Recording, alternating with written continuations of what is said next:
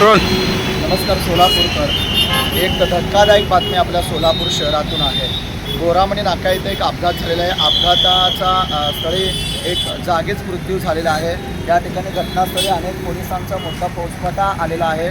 वाहतूक शाखेचे पोलीस कर्मचारी तुम्ही पाहू शकता। मोठी गर्दी देखील झालेली आहे ट्रॅफिक आणि त्याचप्रमाणे स्वतः ACP साहेब याची दखल घेऊन या ठिकाणी स्वतः त्यांचे पोलीस बंदोबस्त या ठिकाणी मोठं तैनात आहे।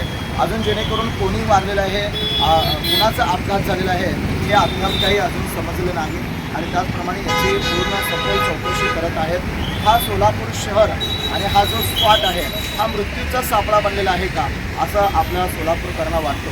कारण गेल्याच एक महिन्याखाली इथं एक अपघात झाला होता आणि अपघातामध्ये मृत्यू देखील झाला होता आणि हाच प्रसंग अजून एकदा एक महिना देखील उलटत नाही तोपर्यंत अजून एक मृत्यू झालेला आहे आणि अपघात झाल्यानंतर तो जागीच मृत्यू झालेला आहे।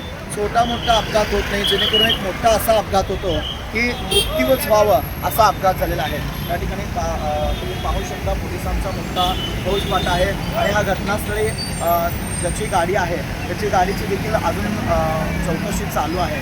आपण